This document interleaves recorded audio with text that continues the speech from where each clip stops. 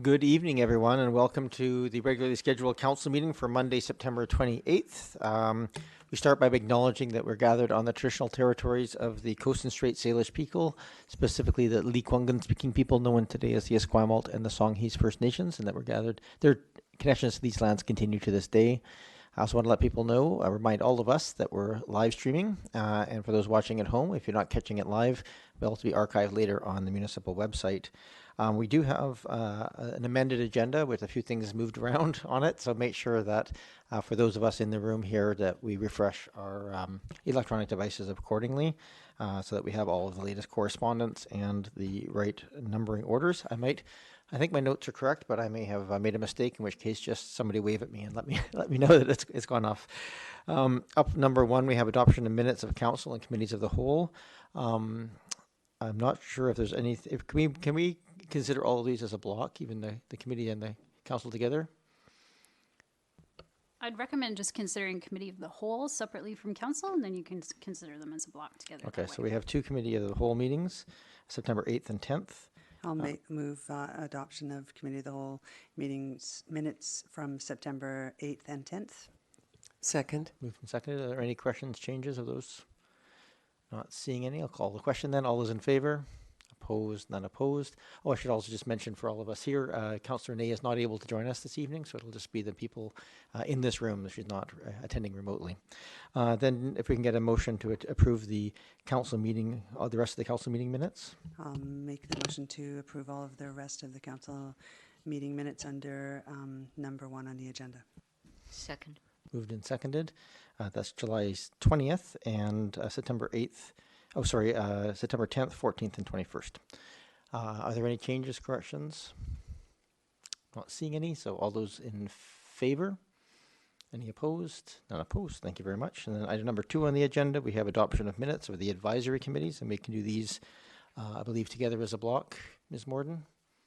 We can just... Yes, Your Worship. Okay, thank you. And So moved. Oh, sorry. Yep, go ahead. Moved and seconded. Any discussion? Not seeing any. All those in favor?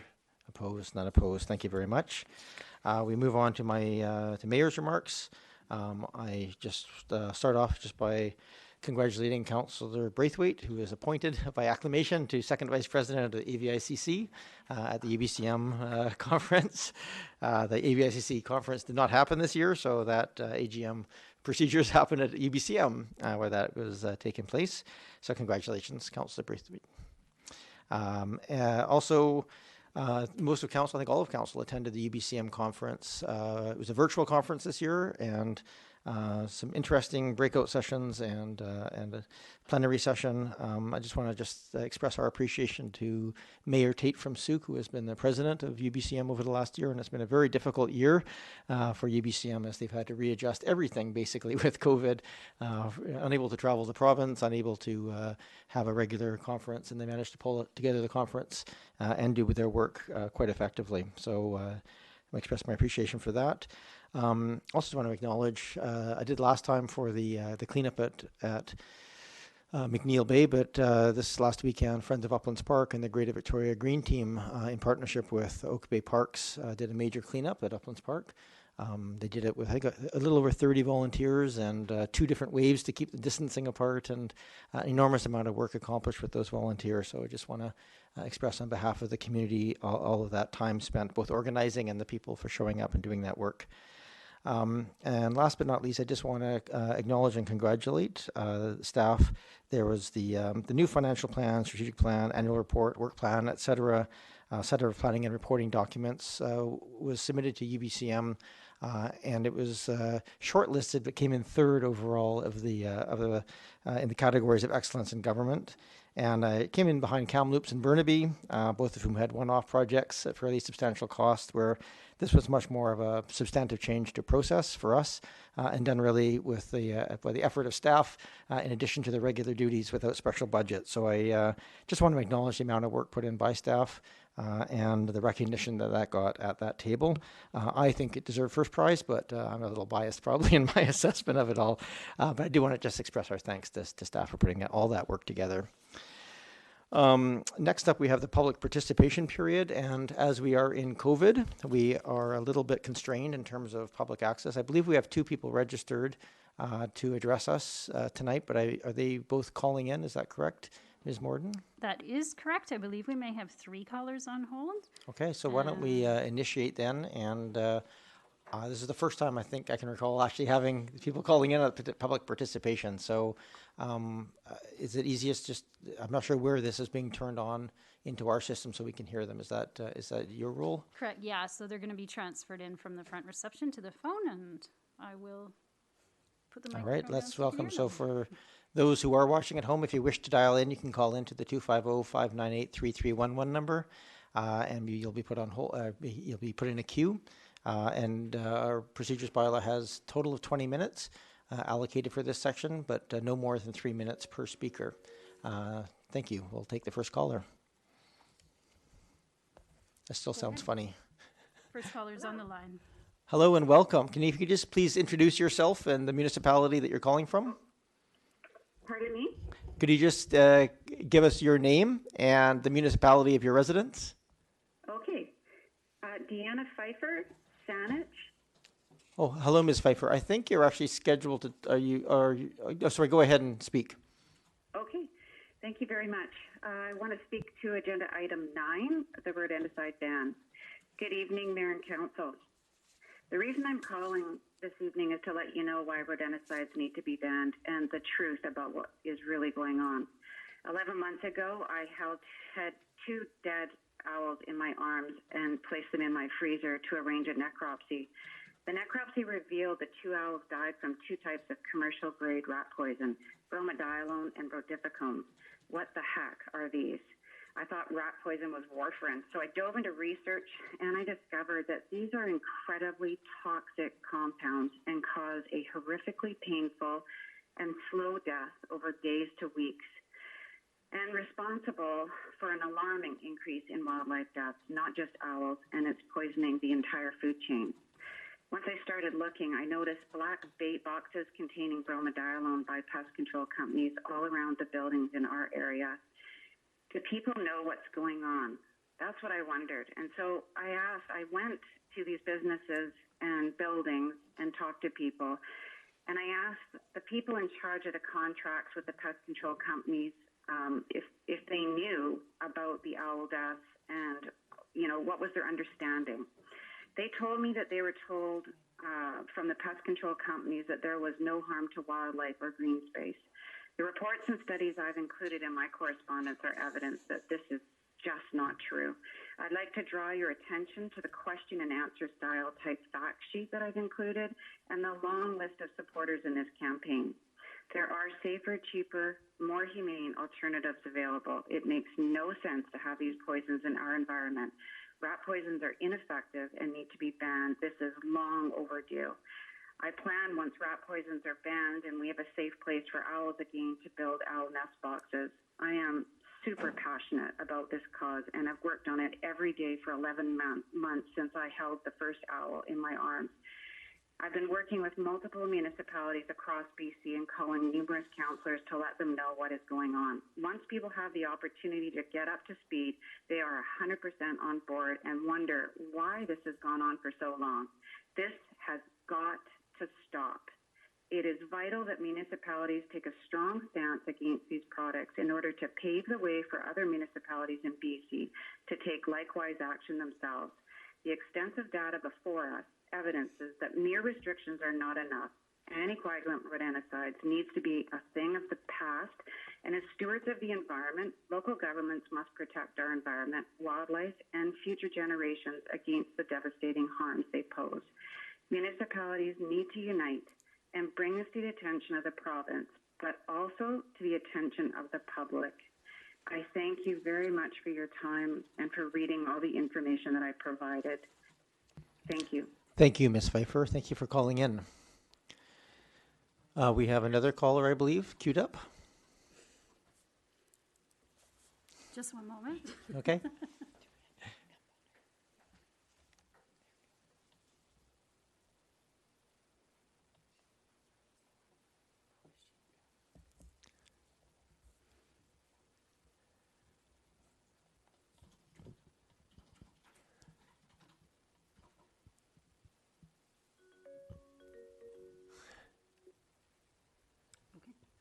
Okay, we have the next caller. We have the next caller. Rob Manzella from Senate. Oh, just 1 second, Rob. The mayor is going to address you. Yep, no Uh, problem. no worries. Sorry. Welcome to the next caller. Go ahead. If you could just state your name and municipality of residence for the record, please. Sure, it's Rob Manzella, Senate. Welcome. Welcome. Thank you very much. Good evening, Mayor and Council. This is in regarding agenda number 9. As other speakers have talked or will talk about the risk of anticoagulant rodenticides have on secondary poisonings into our environment, I would like to touch base on the misinformation or misconception people have about anticoagulant rodenticides, and I'll be referring them on as ARs. Majority of people I've talked to about ARs have little knowledge of the risk ARs have to our environment. They've been told or have read that AR poses little risk to nature and to our environment. They state they have heard that the raptor must consume a large quantity of poison prey to have an ill effect on them. In actual fact, the rodent will eat a lethal dose with its first feeding, but doesn't die right away, and it will feed for several days before he either goes back to the den to die or wanders out of its den in a lethargic state, and then will be easy prey for a predator. That includes owls, hawks, crows, raccoons, dogs, and cats.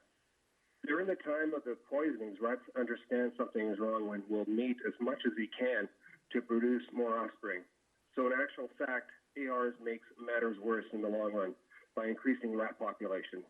We need to inform people in some way to help them learn to understand that these ARs are a high risk for our environment, and to inform them there are other alternatives that are less invasive to our environment. We need to start with the removal of their food source, such as lids on garbage cans, eliminate entry points, and if there still remains a problem, the use of low-risk alternatives such as snap traps, CO2 traps, or companies that humanely deal with and eliminate the problem without using ARs. The deaths of our owls in Saanich due to toxic levels of rodenticides has had an impact in our community in several ways. We have learned also that another barred owl was found dead about a month ago or so in a park in Oak Bay. Since these deaths, my wife and I and many others have been very diligent in making people aware of the problem these rodenticides have caused and will cause in the future.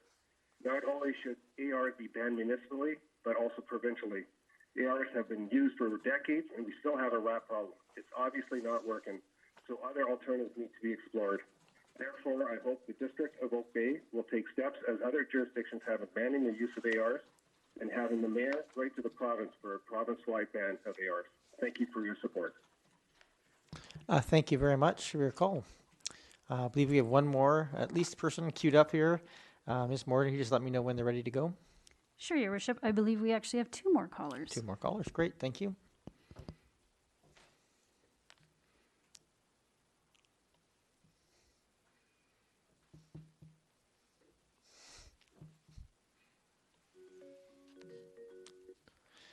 I believe we are ready now. Caller number 3, I guess you're up on our call here.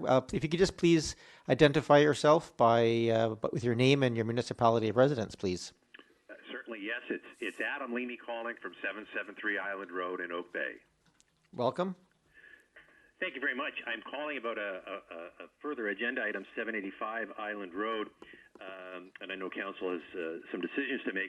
At the outset, I just offer that although it's always difficult to lose a house in a neighborhood, both 785 and our house 773 were built by the same builder at the same time, and about 10 years after each was built, a second floor was added on to 785, and the same thing happened here to our house in the early 1920s. They were raised and bay windows added, box windows added to get more space in the house. Kind of a similar development history for both houses, and in fact, several of the interior design cues from 785 are also in our house. So whatever may be the future of that old house, I'm calling this evening about our old house.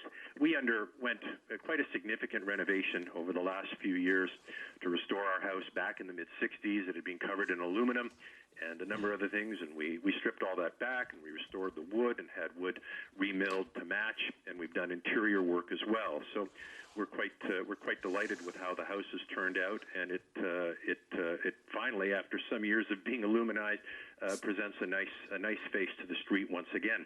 With respect to 785, one of the things you'll notice about both that property and ours is a tremendous amount of rock outcropping, and that's the reason for my call.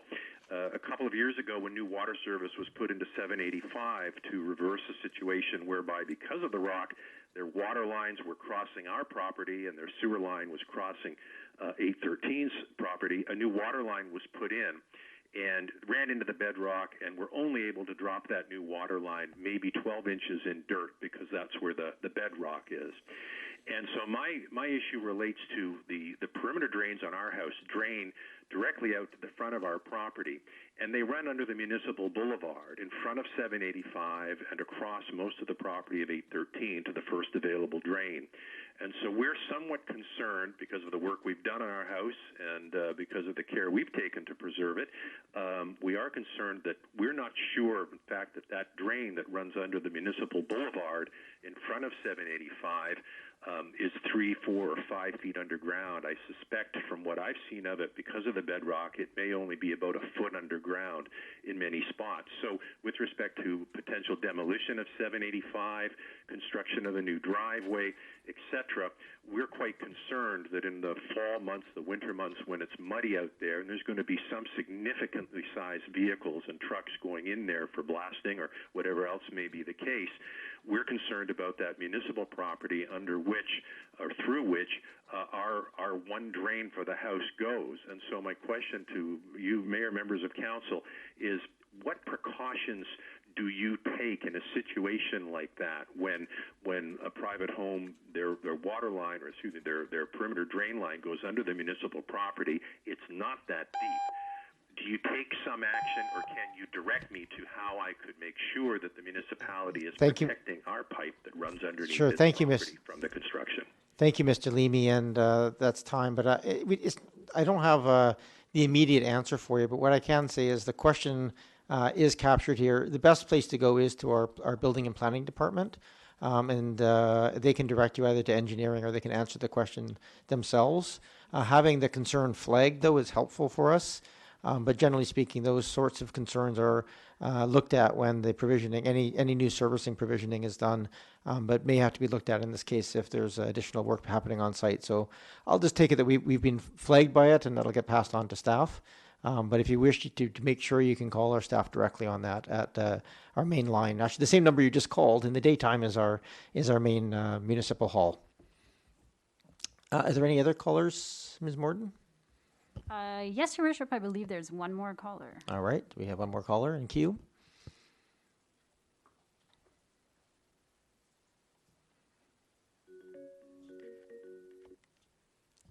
All right, I believe we have the next caller on the line. If you could please just state for the record your name and your municipality of residence, please. Certainly, Mr. Mayor. It's Angus Matthews from Oak Bay. And I'll take Heritage for 500. Welcome, Mr. Matthews. If I may, I'd like to speak briefly also about 785 Island.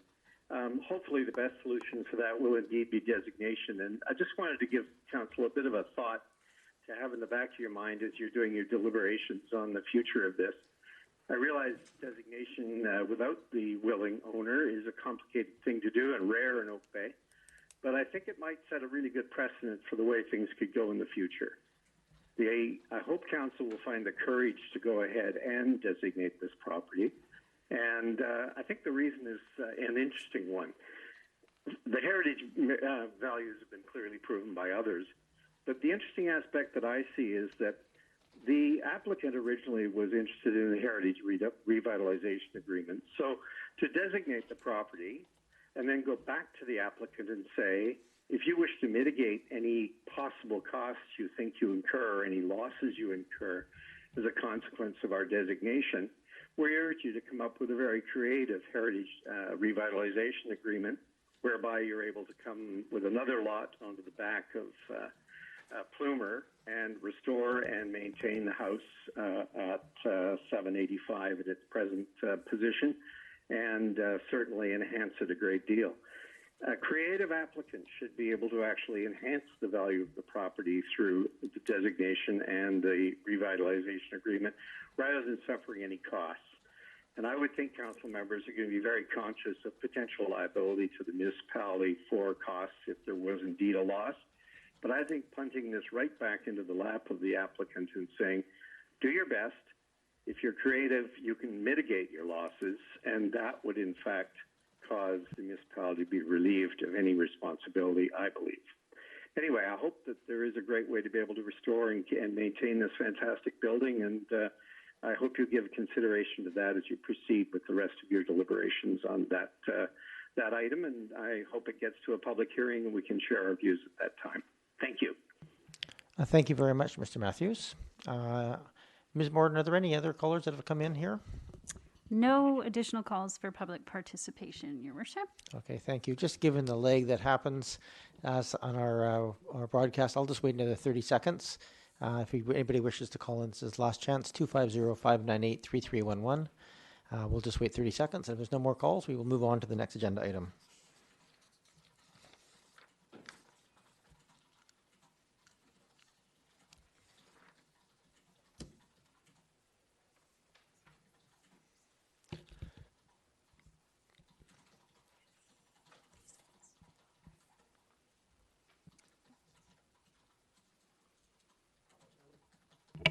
Thank you. There's no indication there's any more calls coming in, so we'll move on to the next agenda item. Up next, item number 5 is the childcare inventory and action plan. I believe we have Mr. Meikle here to introduce, and then we have a guest speaker as well to kind of do a quick overview of the findings. Mr. Meikle? Thank you, Your Worship. Just a quick introduction. The District of Oak Bay partnered with 5 other municipalities over the last 18 months to engage Queenswood Consulting to conduct a childcare audit, essentially, inventory, and look at gathering some feedback through public consultation as to future directions for supporting childcare in those municipalities. I think I'll turn it over to our consultant to present some of the details there. Thank you very much. And I believe this was funded through a grant from the province. They give each municipality up to a certain amount of money, and we pooled those funds together to do this shared approach. Is that correct? Yes, correct. Actually, it came through the province, through the Union of BC Municipalities. Very good. Why don't you introduce our guest speaker? Thank you, Your Worship. Tonight we've got the consultants, primary consultants, Greg Awai and Jane Morton from Queenswood Consulting with us. Great. And I believe, are they on the line at this time, or are they coming into the meeting? Your Worship, they will be phoning in. I think we may have an incorrect phone number. Oh, look, there they are.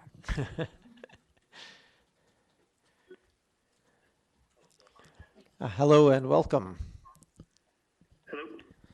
Hello. It's Mayor Murdoch here. I believe we have Greg Awai, and I'm not sure who the second speaker is. Yes, this is Greg Awai, and I've got Jane Wharton here with me as well. Thank you. Welcome. So, thanks for having us tonight. I guess I'll just get started.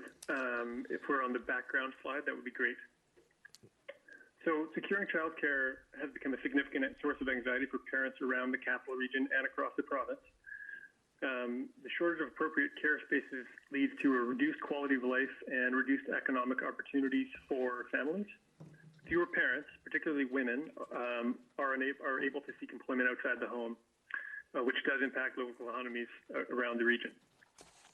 The provincial government, through the Union of BC Municipalities, has funded communities across the province to document the local availability of childcare, and we're very happy that local municipalities recognize the regional nature of this issue and joined together to partner on this project. So 6 municipalities are working together on this project. And while there is one regional plan, each municipality has a tailored version for their community. Next slide, please. This project included background research and consultation with childcare providers, municipal staff, community partners, and parents across the region. The consultation period was cut short by the beginning of the COVID-19 pandemic. However, we had completed most of our in-person consultation at that point, and we were able to complete consulting with childcare providers and community organizations over the phone and through video consultation. Next slide, please. So how did we get to the number of spaces that are needed in the community? First, we used census demographic information and school enrollment numbers to estimate the number of children in the community. Then we used national reports on childcare utilization, and so we estimated the number of children who don't need care, and we subtracted that from the population that we estimated. Next, we subtracted the current number of licensed spaces, and we arrive at the number of spaces that are estimated to be needed in the community. The graphic at the bottom of this slide demonstrates a key concern of the consultation. How can spaces better meet the needs of children and families? Next slide, please.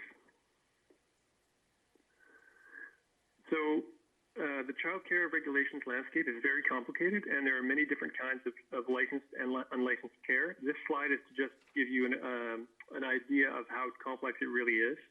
There are 4 major variables: the setting, usually a community setting or the caregiver's home. The type of care usually indicates a different age of children or a different number of children.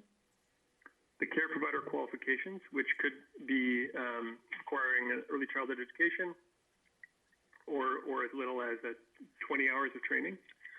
And the oversight, so who's looking at those operations to see if they're caring for children well. So there are many reasons why parents choose a particular type of care. It might be that they prefer a home setting or they prioritize early childhood educators. Whatever your preference is right now, there is a very strong chance that you're not going to find the kind of care that you want. Many parents are taking what they can get. Next slide, please. This consultation engaged specifically with particular groups that may face increased challenges in accessing appropriate care. So much of what we heard here came from community organizations that serve these groups, but we also heard from individual parents about these challenges. Many families struggle to find and retain care that is appropriate to their unique needs, such as Indigenous focused care or a care provider who's willing to care for your child even though they need extra support. Next slide, please. I'm just going to pass the phone to my partner, Jane Warden, for the remainder of the presentation. Hello, everyone. So on this next slide, you can see some of the summary of the parent and family survey that we completed. So I do need to draw your attention quickly to a small error that we made on the slide. You'll see at the top it says key survey findings regional. So we had a survey that was completed with 631 respondents across the region, only 14 of which were from Oak Bay. So where it says 48 respondents at the top, it should say 631. It's an error from the presentation. The key things I want to draw to your attention on this slide, there's 3 points. One is that one of the things we found was that even when they had paid childcare, almost 2/3 of families with care were still looking for other arrangements. So that could mean that they had only part-time care and they were looking for full-time care, or as Greg mentioned earlier, they might have been looking for a different type of care. Their preference was, for example, to get a group care setting, but they had to take what they could find in a space in an in-home childcare. We also found that the majority of families were looking for full-time care, although there were almost 1/3 that were looking for part-time care. But it was quite common for families to be looking for full-time care and not to be able to find care for all 5 days. So we found 70% were looking for full-time care, but only 62% of those who had care had full-time care. And 44% of families were cobbling together multiple child care arrangements. So that could be that for one child, they had multiple child care arrangements within a week to make up full-time care, or they might have multiple children and have to drop one child at one center and one child at another. But all of that makes it more complex for parents if you think about having to drop children at multiple places and then get to work and have limited hours of childcare and then have to come back and return. So that's some of the complexity. Next slide, please. So on this next slide, it's just to let you know that part of our review was to look at each municipality's bylaws, policies, and plans to consider what their potential impact on the provision of childcare might be.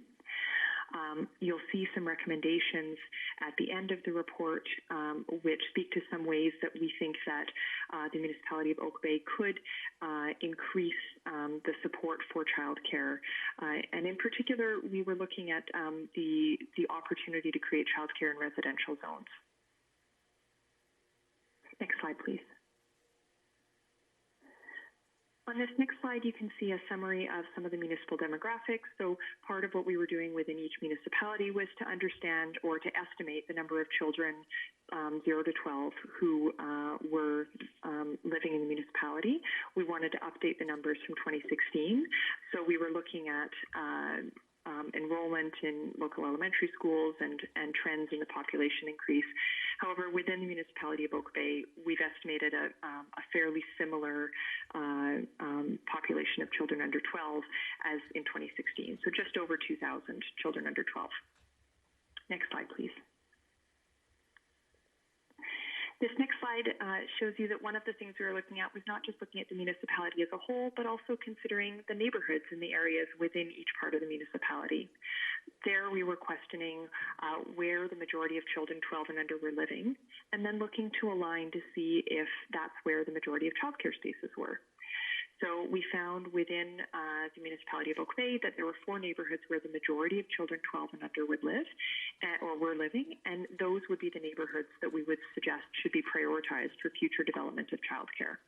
And so that's Henderson, South Oak Bay, Uplands, and Estevan. Next slide, please. So in the next slide, you can see the inventory that we completed of spaces within Oak Bay. Now, I should say that this is an inventory for March 2020. It's a point in time, as all inventories are. But one of the things we found as an impact of COVID is that a number of centers have closed at the time when centers were required to close and have chosen not to reopen. So there are actually fewer spaces, childcare spaces within the region now than there were in March 2020. And but here you can see a summary of the spaces and the types of spaces and the ages that they're for. And if you go to the next slide, please. On this next slide, you can see we've pulled all the information together. So you can see the estimated population of children 0 to 12 by different age groups, what we would estimate the number of children in those age groups needing space would be, how many spaces there are for children in those age groups, and then where the spaces are needed. So you can see that if Oak Bay were to try to meet 100% of the estimated need as of March 2020, that would require the creation of just over 500 spaces, with the bulk of those spaces being spaces for school-age children. And if you go to the next slide, you'll see here's the regional picture. So Oak Bay is not alone in there being a requirement for a number of spaces to be created. The District of Saanich would require the creation of just around 3,000 spaces to meet the estimated need. And we really want to emphasize here to Council that there's not an expectation for municipalities to lead the creation of 515 or 3,000 spaces. Rather, the recommendations look to creating the conditions that allow and enable the creation of childcare spaces. So some of those spaces may be led by the municipal partners, but nobody's expecting Oak Bay to create 515 spaces at this time. Next slide, please. And this is the last slide. This slide just provides a summary of the types of recommendations that you'll see in the report. So the first 4 recommendations deal with bylaws and policies. They're looking at potential changes that would encourage the development of new childcare spaces. The next 4 look at partnership development opportunities. So what could Oak Bay do to partner with local and regional groups to, again, create the conditions to support the development of childcare. The next 2 look at some opportunities for Oak Bay itself to support the creation of childcare spaces. So looking at the opportunities, for example, to create spaces on land that the municipality of Oak Bay owns. And there's particularly an opportunity we draw your attention to with the redevelopment of Carnarvon Place, which had childcare in it, and the redevelopment may or may not. And the final set of recommendations are advocacy related. This is very common in the UBCM childcare related reports because of the role that municipalities play in creating childcare and in supporting the creation of childcare. So many of the issues that we've identified locally are outside of municipal government's control and require action to be taken by other orders of government. So you'll see in the advocacy section a number of recommendations that we've identified that address issues we found within Oak Bay or regionally, where we're providing some specific recommendations of how Oak Bay could advocate to other orders of government. And I should note here that with all the other municipal partners, one of the areas of advocacy we were recommending was for them to follow the example of Oak Bay in endorsing the $10 a day childcare plan, which the District of Oak Bay was one of the first to endorse within the region. So and that's been a point that we've been able to hold up, and also noting Oak Bay's leadership in developing and operating childcare, which has really been something that the other municipalities have looked to. So that ends our presentation, but we're happy to take any questions that you might have. Thank you very much. Are there any questions of council, of our presenters, or Mr. Meikle? Councillor Zelka, go ahead. Thank you very much, Chair, and thank you so much for the presentation. Hopefully the presenters can hear me. Yes, we can. Oh, wonderful. I just wanted to ask a question with respect to some of the Oak Bay research that you did. I understand our Oak Bay Parks and Rec, and the reason I know this is that as a parent of two children, we took advantage of this incredible program that they offered. The Skedaddle program in particular during Pro D days. Was a program that appeared to grow and shrink as necessary, depending on however number of kids showed up. I was wondering whether you've taken some of the flexible programs that are already offered through Oak Bay Parks and Rec into some of your analysis. Sure, give that to Mr. Go ahead. Yeah, thank you for that question. We did look at other early childhood programs which provide childcare-related supports similar to childcare. So as you say, that grow and shrink in demand. So Pro D Day care, summer camps, spring break camps, and certainly that was a point that a number of families spoke to the need for. So that is an area of demand and an opportunity for the municipal councils or for the recreation departments of the municipalities to help meet the demand, the occasional or as needed demand for childcare. And what we understood from recreation partners as we spoke with them is that as there is demand, there are more programs which are offered within the capacity of space and sometimes staffing. So staffing is increasingly a challenge in finding staffing for some of those types of camps, as finding staffing is an issue for many businesses and operations. But the primary limitation was simply space, and Oak Bay is one of the municipal partners that does run a number of those camps in outdoor spaces, so is not as limited by recreation facilities, and also has a range of recreational facilities. Thank you, Ms. There is Wharton. a section of the report that speaks to that, to those types of programs. Thank you, Ms. Wharton. Councillor Zelka, do you have another question? Thank you. Just I also wanted to add a sincere thank you for including a Francophone lens on your analysis. As a Francophone family, I've had a chance to take advantage of the services offered through School District 93, the Saut Mouton program at Victor Brodeur, and also the childcare at École Beausoleil. Right on the border of Oak Bay. So I guess we were in the right place at the right time because they took care of all of our childcare needs when we were desperate. And our children basically came out of those programs speaking French fluently. Thank you. That's wonderful. I'm so glad to hear that. Thank you, Councillor Zelka. I have Councillor Green next. Yes, thank you, Mayor. And through you, I just want to thank the consultants for an excellent report. And I am aware that that COVID has really created a number of issues, not just locally, but provincially and federally. And one of the hardest hit groups is women, working moms, who unfortunately now are having to face a choice. Do I provide childcare at home or do I keep a job? And it's a real economic issue for us as a country now. So I really appreciate the statistics and the underscoring of some of the issues that people face, that parents face.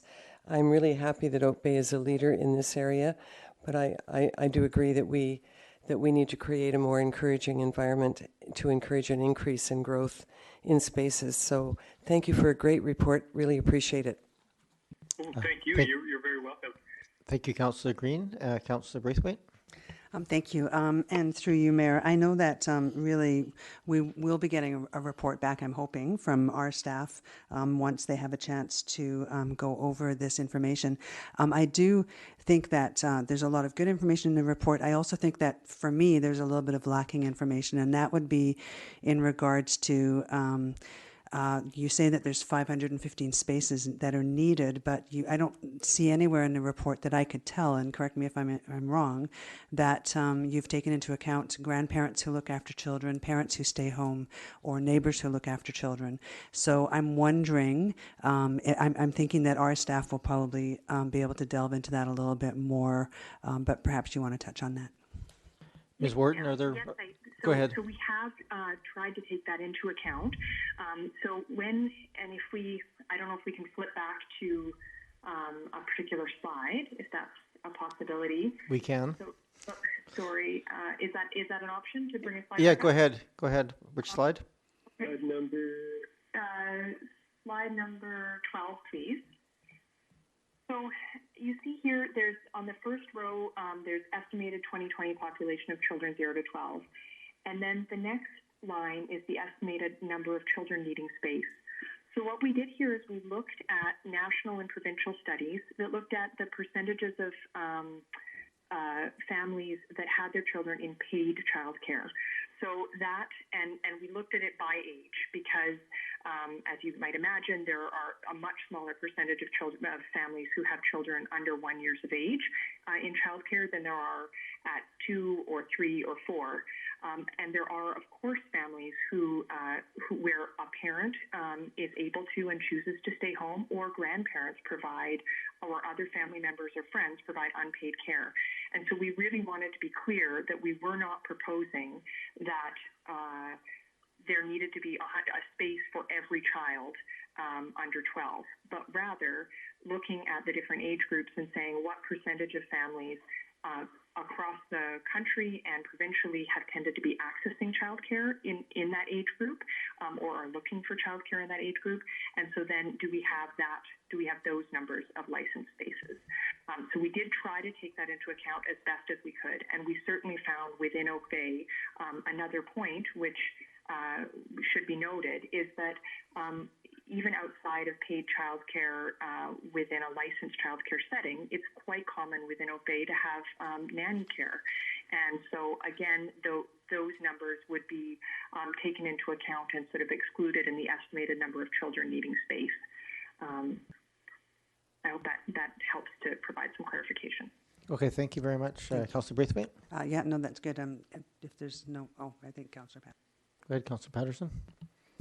Thank you, Mayor. And the report was very interesting, and certainly highlights the problem that this has certainly grown to be even more exacerbated by COVID. I'm just wondering, we talked about the challenges of staffing being a major part of the problem, and I'm sure that COVID has affected that. But I'm just wondering, when the data was looked at in the different municipalities, if the difficulty is higher in certain areas than other areas, or if it is fairly consistent across the municipalities that were looked at. Ms. Wharton? I think that the issue is quite regional, and it is quite distributed across the municipalities. There are slight differences in terms of one municipality might have slightly more of their need met, but the reality is that in the region, people take daycare wherever they can find it. So there are quite a few people that have their children in daycare in Oak Bay who work in Victoria and live in Langford, or live in North Saanich, or wherever across the region. And it's the same in every municipality. People actually are commuting maybe to one municipality to drop their kids off at daycare, and then into a different municipality to work. So it's really a very regional picture of childcare. Thank you. I don't see any other questions. I just one question that I had for this was just my clarification of the estimated 2020 population of children 0 to 12 is just curious where those numbers came from. I know that we as a jurisdiction have a demographic skew to an older age group, and I'm wondering if those are actual numbers or if they're based off of some sort of generalized guidelines for age groups. They're, what they are is looking at the 2016 population by age, so by year, and then we looked at trends in population growth within Oak Bay and what some of the projected estimates were within the region in terms of growth of population. And so in some of the municipal partners, and I'll hold Central Saanich as an example, the population of young families has grown considerably in the last 10 years. And so we estimated that the population of children under 12 had increased by 12% since the 2016 census. Yeah. Within Oak Bay, we said the population has grown, and the population, as we look at school enrollment, the population has grown of the number of children in Oak Bay, but it's a much more modest growth. So it's a 1% increase projected from 2016. We did look at the possibility of only holding to the 2016 numbers, but because of the significant change in Central Saanich and to some extent within some of the other municipal partners, we were trying to have a methodology that worked for all of the municipal partners. And in those areas, had we held to the 2016 numbers, we knew we would be underestimating the need in childcare quite considerably. So that's why we used this methodology of projecting the change over time. Okay, thank you very much. That's very clear. We just need a motion, I think, to receive, unless the council wishes to give some other direction. I'll move receipt. Second. Moved and seconded. Thank you. Any other discussion? I'm not seeing any. I'll call the question. All those in favor? Opposed? None opposed. Thank you very much for the work, Ms. Wharton and Mr. Awai.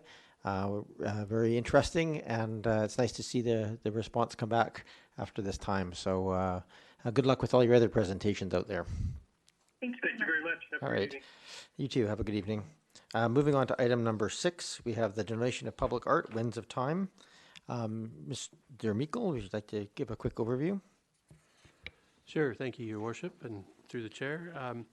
So this asking for looking at accepting a donation of the Winds of Time sculpture that was done by artist Linda Lindsay, and approve of the proposed permanent installation at the Ocean View parking lot of King George Terrace.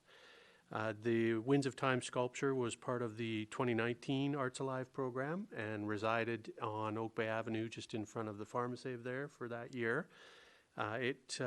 We do a People's Choice voting system through the Arts Alive program, and it received the second most votes. The first most, or winner of the People's Choice Award, was the Harmony Humpback sculpture, which now resides at Willows Park. And I think important to note, too, that the sculptures are juried before being accepted into the program by the Public Arts Advisory Committee and accepted into the program from there. There's the donor will cover the substantial costs with the installation and movement of the art itself, and we build into our operating budget through parks for movement of sculptures throughout the year. So moving the sculpture in terms of staff time is accounted for there. So no additional costs on top of that. Thank you. Thank you, Mr. Meikle. And the recommendation here is for approval of this, but if there's any questions, we can get to that before we get to any motion. Councillor Braithwaite. Thank you. Actually, not a question, more of a statement that this, I think, is a very fitting piece of art to be placed where it's going to be placed. And I'm thrilled that the artist is actually an Oak Bay resident. And I think that adds even more to how wonderful it is to have this piece of art donated by this generous donor. So when the time is right, I would like to move the recommendation. Since we're on comments, I'll take, why don't we get a motion now, and we can speak to the, just you wish to make a motion to move approval. Go ahead, Councillor Braithwaite. I'll move the recommendation. Is there a seconder? Moved and seconded. Other discussion, Councillor Zelka? Thank you very much, Chair. Through you to, I guess, an appropriate staff member. Since this is a permanent installation, I just wanted to confirm, and also since it's due to be part of the motion is to determine the location, is in the Uplands Park, which is a dark sky type park. Correction, Councillor Zelka, it's at King George Terrace at Trafalgar Park. Thank you very much, Trafalgar Park. But that is also a dark sky designated area. I just wanted to confirm that. No, there's no lighting in that parking lot, but it's not designated that way, I don't think. Mr. Meikle? Sorry, Your Worship, I'm not actually sure of the answer to that one. I believe the only official night sky park is the Uplands Cattle Point. Thank you very much. I appreciate the being corrected on that. But I did wanted to just ask if there is any intention on lighting the signage or this permanent art, and if not, if there be some indication that it would not ever be lit, or if we could possibly do that even. Thank you. Thank you, Councillor Zelka. Mr. Meikle, will it be lit? Thank you, Your Worship. Through the Chair, no, there are no plans, and none of the other sculptures will have any lighting either. So no plans to add any lighting of any kind. I think it's probably a significant challenge to do so, and yeah. Thank you. Does that satisfy Councillor Zelka? Councillor Braithwaite? Just one other thing, I think, and just from a point that Councillor Zelka has brought up, any piece of art, and correct me if I'm wrong, Mr. Meikle, that Oak Bay puts in any location can be moved at the will of council at any time. So if it came to something where we did not want that piece of artwork located there, it could be moved through you, Chair, to Mr. Meikle. Mr. Meikle, you can confirm that? Yes, thank you, Your Worship. Yes, I can confirm that as permanent as council would like it to be. Thank you very much. Any other discussion? Myself, Councillor Appleton. Thank you, Your Worship. Just a brief comment on this. I don't have an issue with this particular sculpture per se, but I as we have discussed in relation to previous art donations, I will note once again that there is no policy that guides how many, where, and what the upward limit of placement of sculptures will be on municipal land. And this continues to bring me pause. We are very fortunate. This is the double-edged sword. We are very fortunate to have a community that is in a position to purchase and donate sculptures of this type of cost, which is certainly don't want to look a gift horse in the mouth. But at some point, we will reach a point at which we will have to make some hard decisions about how many we can accept, where they will be, and potentially, as Councillor Braithwaite has just mentioned, what type of schedule should we look at rotating pieces in and out of given public locations. So that is a decision for another time, and possibly a policy based on input from people who know more about that kind of thing. But I fear that it is again a good problem to have, that we are getting pieces donated at the rate that we are. But even in the time that I've been on council, we've seen a number of them. So at some point, this is going to become an issue. Thank you, Councillor Appleton. I think you raised good points there in terms of that ultimate endpoint of where we're going to get to in our goals is a critical one. It is a nice problem to have, as you point out. Any other comments at this time? Councillor Green? Excuse me, thank you. I'll reiterate Councillor Appleton's point. And I think there are particular concerns about the foreshore, that we don't end up cluttering the foreshore. And that's something that I have been aware of, and I think some residents have mentioned that. So I take Councillor Appleton's comment seriously. Thank you. Thank you. Councillor Patterson? Thank you, Mayor. I certainly echo the comments made by Councillor Green and Councillor Appleton, and just also we have a great deal of this program has been focused on sculpture, and so I would just like to offer up too that certainly the mural that is at the Oak Bay track on the back of the buildings is also a great piece of artwork and an alternative to sculpture that certainly really enhances also art in the municipality. And so perhaps we can find ways to encourage broadening out from our major focus, which has been on sculptures. Thank you. Yeah, thank you. And I think a number of excellent points raised here on both the type of art. There's also performance art, other things, considerations, but I think also geographical location. We have a lot of it centered around the main centers and beaches, but there are other areas of town that do not have any public art that might be also appropriate to move things into. So thank you very much for all those thoughtful comments. Any other discussion on this particular piece? Not seeing any then, I'll call the question. All those in favor? None opposed? Okay, thank you very much. We move on now to item number 7, which is a mutual and automatic aid agreement with the District of Saanich. I believe we are excusing Mr. Meikle at this point. Thank you very much for coming tonight and answering questions. And we'll have, I believe, our Fire Chief, Mr. Hughes, coming in to answer questions on the next couple of items. Okay.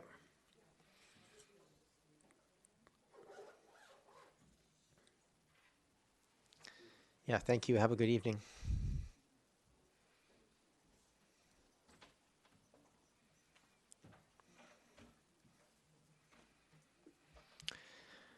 Well, welcome, Chief Hughes. And first we have item number 7, which is the mutual and automatic aid agreement with the District of Saanich. This is not the one that's been in the newspaper of late. This is one that's been worked on in front of us for approval tonight. Would you like to give a quick introduction? Thank you. Good evening, Your Worship, members of council. Yes, I'll give you a quick background, and I think it may answer some questions on the next agenda item as well. The 1980 Mutual Aid Agreement serving Oak Bay, Saanich, Victoria, and Esquimalt enables the sharing of fire suppression resources and has served the communities well for decades. Likewise, the 1989 Automatic Aid Agreement between the communities of Oak Bay and Saanich has enhanced fire suppression responses by ensuring the closest fire suppression resource responds, regardless of community of origin. Both these agreements require renewal or replacement to address the many changes to technology, equipment, training, and legislation. Attempts to negotiate a 4-party modern replacement for the 1980 agreement have not been successful, and it's unlikely that there will be consensus forthcoming. This inability to reach consensus has necessitated a shift from negotiating bilateral agreements with our partners. The agreement before you today provides Oak Bay and Saanich with a modern bilateral agreement.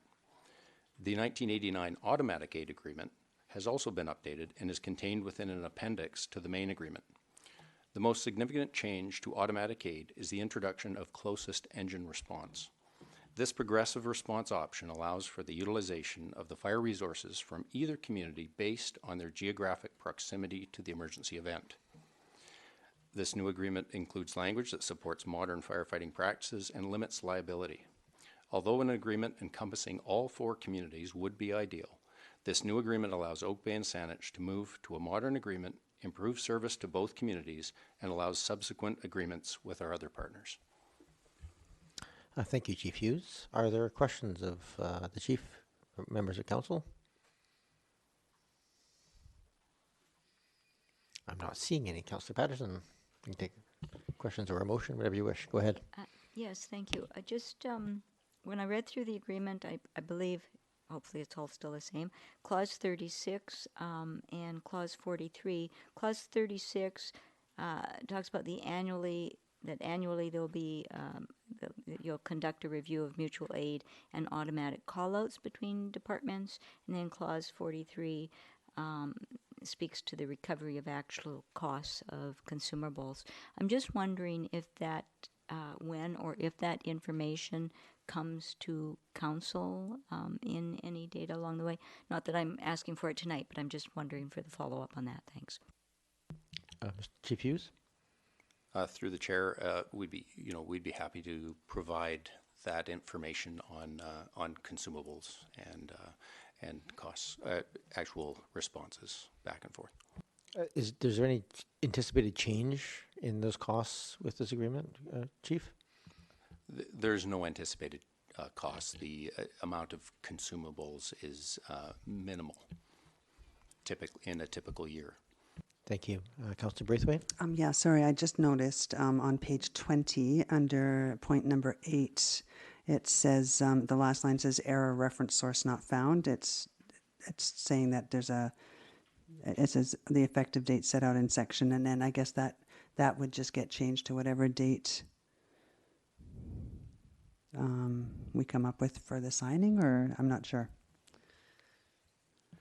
Thank you for that, through the chair. Thank you for that catch, Councillor Braithwaite. And you will also notice that Warren Jones is not our Director of Corporate Services, and thank you for that as well. Yeah, we'll get that cleaned up in that language. Thank you very much. Any other comments or questions at this time? I'm happy to move the recommendation that council supports the mutual automatic aid agreement with Saanich. Second. Moved and seconded. Thank you very much. Any further discussion? Not seeing any. I will call the question. All those in favor? Opposed and opposed. Thank you very much. That allows us to move to item number 8. This is just a letter of correspondence. We would basically just need a motion to receive it.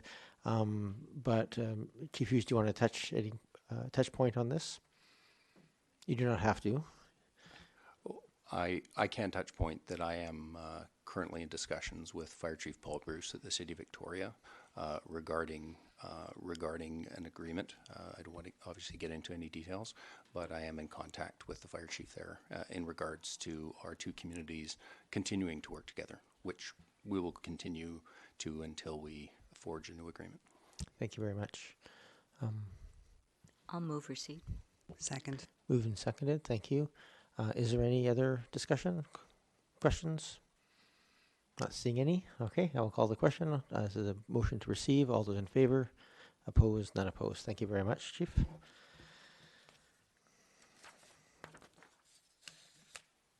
Moving on to item number 9. And I believe we'll do a little cleanup routine here as we move on to the next item on the agenda. This is the use of anticoagulant rodenticides. And I'm not sure, Ms. Varela, is there any from staff that wants to talk to this, or should I just allow it to be moved? And great. Sorry, Mr. Heideley from Oak Bay Parks is here. So, in truth, I actually have a note in front of me that I wrote, reminding me that you were here to speak to it. So apparently, I need to improve my own note taking and my own reading skills.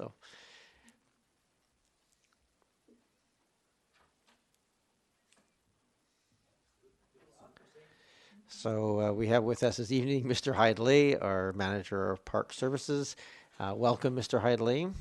If you wish to give just make sure the microphone is turned on, so we can hear you and the people at home can hear you as well. So good evening, and I believe you have a short introduction for this item. Yeah, thank you, Your Worship, and fellow council members. Staff are looking for council to provide direction for staff to implement a ban on anticoagulant rodenticides on all municipal properties in the District of Oak Bay. And staff are also asking council to direct staff to communicate to residents and all the businesses in Oak Bay regarding the harmful effects to wildlife when anticoagulant rodenticides are used for rodent control, and that safer alternatives are available for use. Thank you, Mr. Heideley, and I just want to acknowledge the work that was done by Councillor Green to kind of bring this forward, and to staff for the work undertaken to review the current use and appropriate use going forward. I probably happy just to take a motion, then we can have questions and comments to that effect. Councillor Green, did you wish to make that motion? Yes, thank you, and I'm happy to move the motion. And I just have a question on process.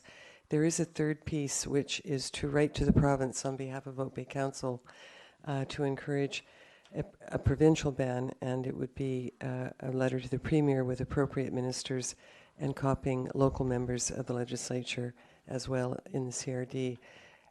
Does that have to be part of a motion, or can that be just instruction? It should be part of a motion if you wish to direct writing of a letter.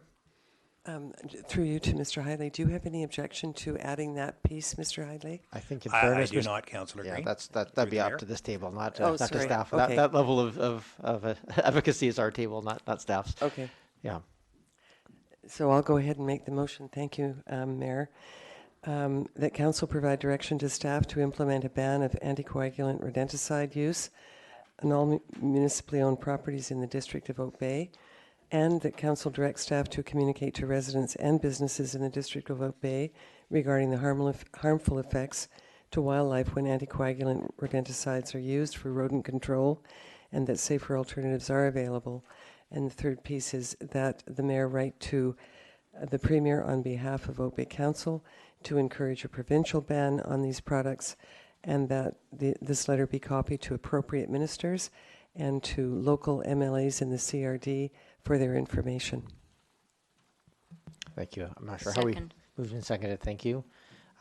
We don't have a premier, I guess, technically, really, but that's okay. There will be one soon. So go ahead.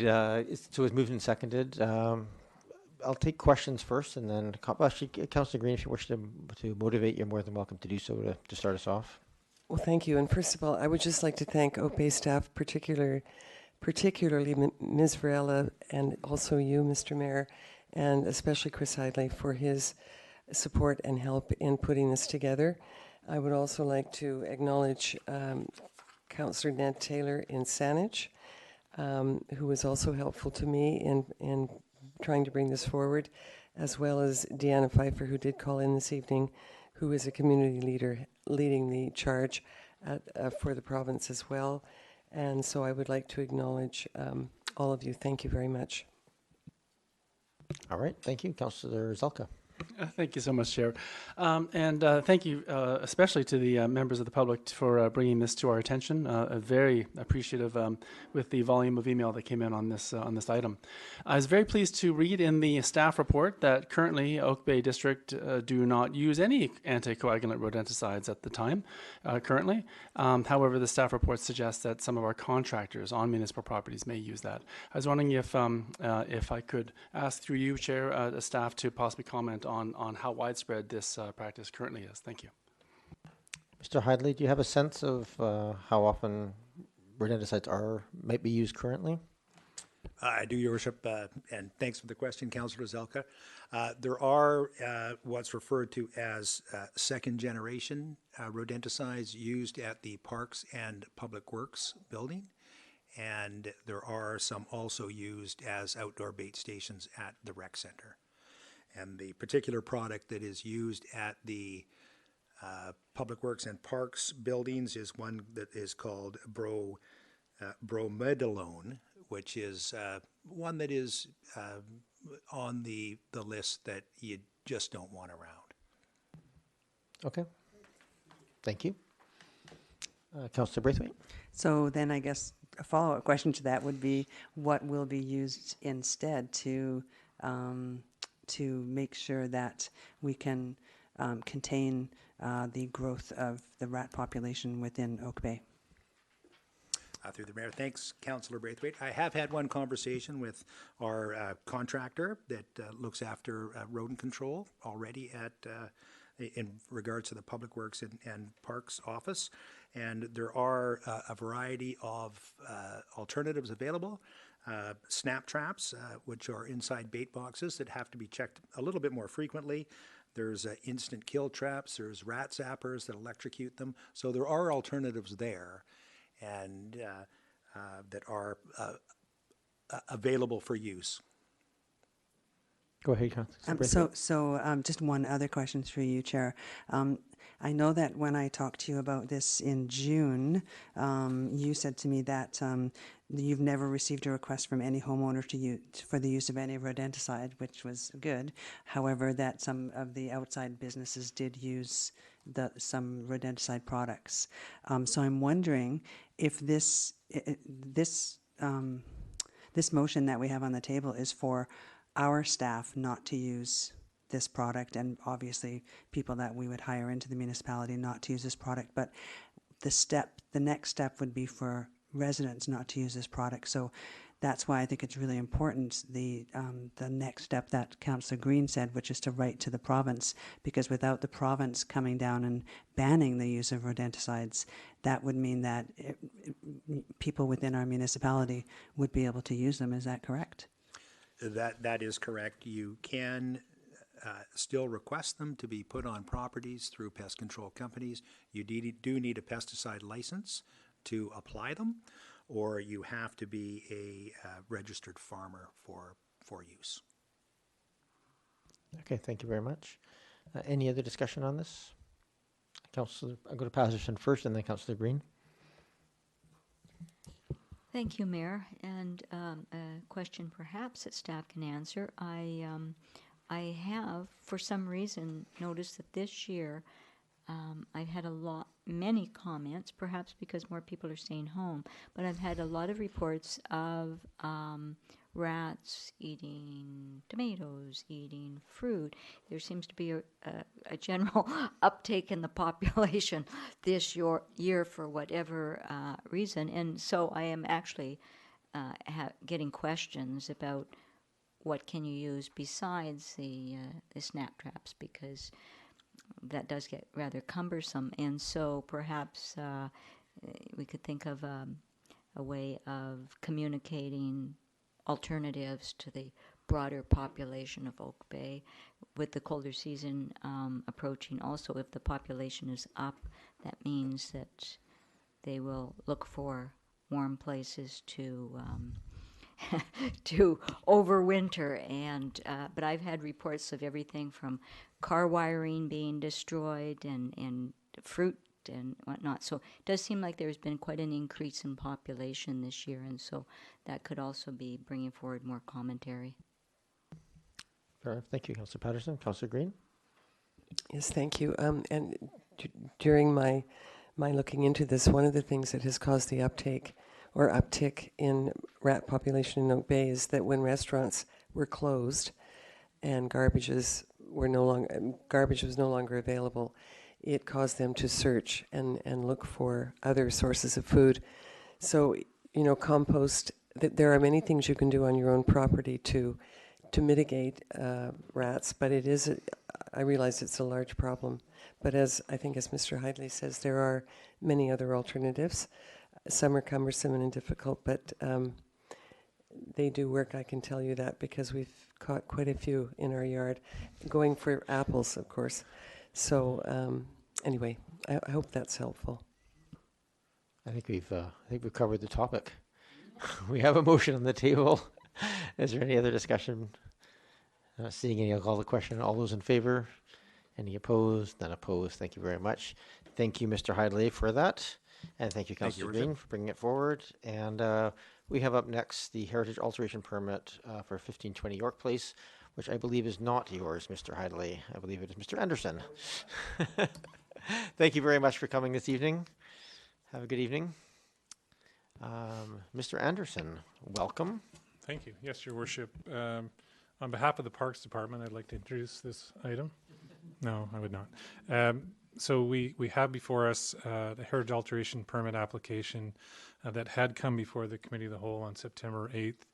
At that time, Council had considered the approval of the renovations to the existing single-family home and gave direction to refer that to our Heritage Commission for comment. And so staff subsequently arranged a Heritage Commission meeting on September 15th, during which time the Commission reviewed the permit application and voted to recommend that for approval to Council. So what you have before you is an application to consider for Heritage Alteration Permit for 1520 York Place with a favorable recommendation from the Heritage Commission. I think with that, Your Worship, I'll pass it back to you. Okay, thank you. We've seen this prior. Go ahead, Councillor Patterson. I will move the proposal to undertake renovations to the existing single-family home at 1520 York Place within the Prospect Heritage Conservation Area be approved subject to issuance of the Heritage Alteration Permit HAP 00020. Second. Moved and seconded. Thank you very much. Is there any discussion on this item? Seeing none, I'll call the question. All those in favor? Opposed? None opposed. Thank you very much. Up number 11, we have a council and committee of the whole meeting schedule. I don't think this needs much introduction, but perhaps Ms. Morden, did you want to, or Ms. Rella, did you wish to speak to it briefly?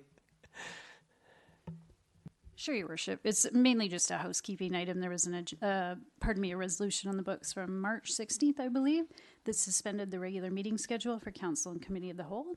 And so just circling back on that and being clear and transparent about when we are meeting back to the regular meeting schedule. Very good. Thank you very much. I'll take a motion. Move the recommendation. Moved and seconded. Thank you. Any discussion? Questions, comments? Not seeing any. I'll call the question. All those in favor? Opposed? Not opposed? It's nice to be back in some sort of regular meeting schedule. I put my chains on. If you're not home, you probably can't see that, but it's official now tonight. Up next is under number 12 on the agenda. We have new business and verbal reports. Is there any new business? Report on the Capital Regional District. There actually hasn't been a meeting since the last report I gave, so nothing new, although there's a lot of meetings coming up in the near future. So other verbal reports from members of council. I'll go Councillor Patterson, then Councillor Braithwaite. Thank you, Mayor. I'd just like to report that the CREST board held an in-person strategic plan meeting on September the 15th. The existing 5-year plan is essentially complete as set out, and so we undertook the development of a new strategic plan for continued emergency communication services. And more information will be coming available to the public on that if they wish to see it once it formally comes to our board and is approved. Also on that same date, on September 15th, the Victoria Family Court Youth Justice Committee held an electronic meeting. Discussion at that meeting was focused on pandemic impact on service agencies in the CRD.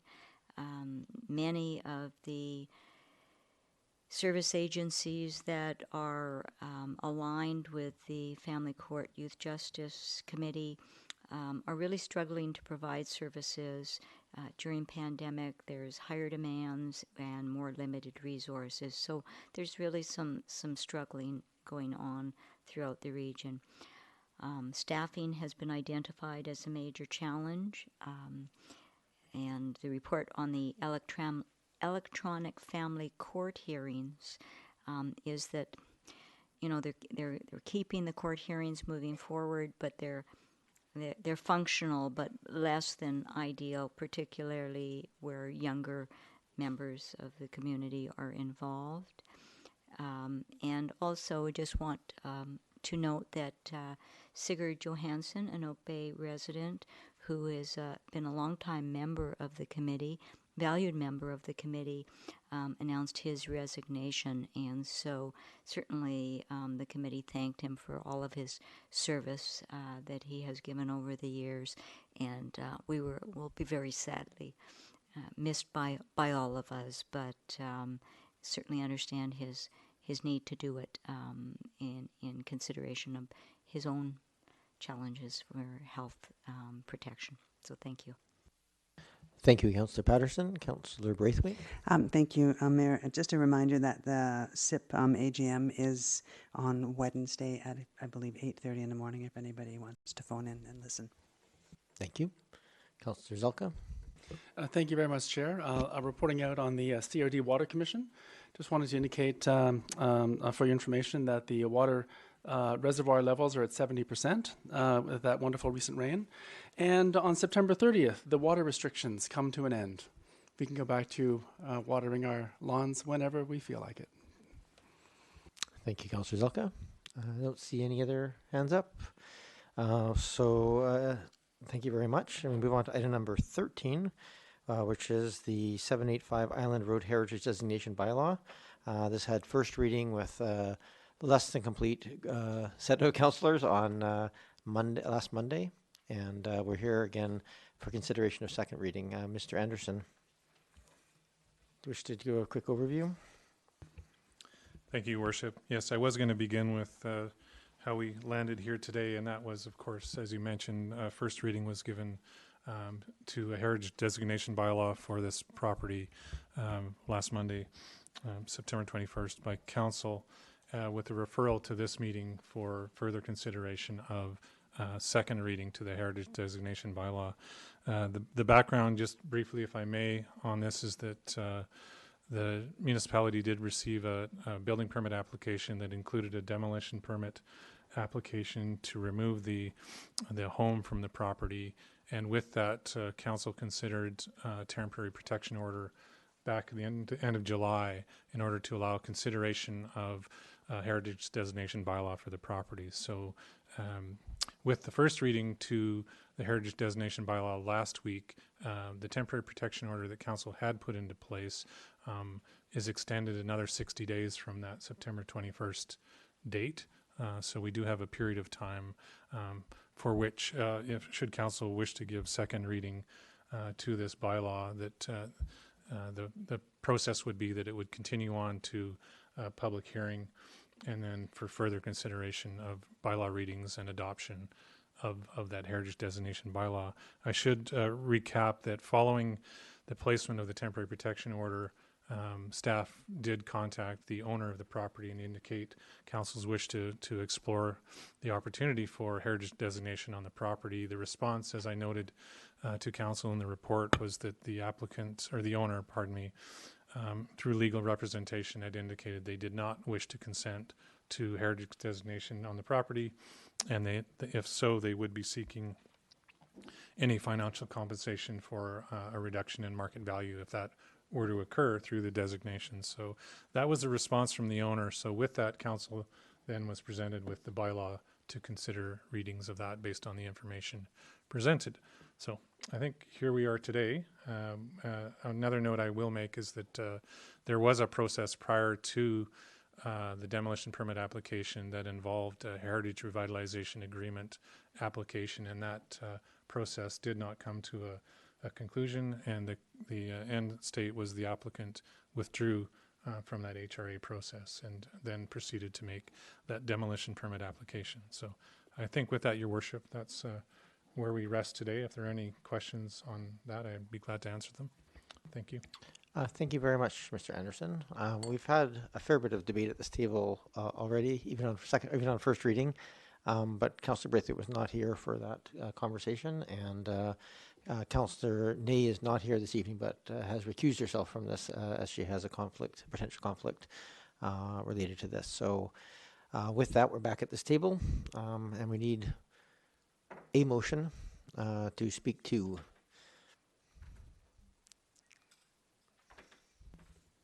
To be able to speak to this motion, I will make the motion for a second reading. Second. It's moved and seconded. Councillor Braithwaite, if you're ready, and since you have the floor, you're welcome to speak to it, or if you wish another few minutes.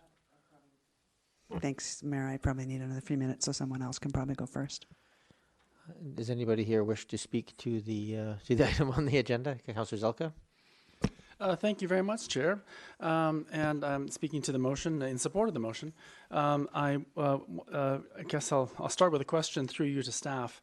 With respect to options that may or may not open up to the district or to staff, if we do go through with a designation of this property, and I presume some work would still need to be done on the property, and of course some adjustments could be done possibly to allow the owners to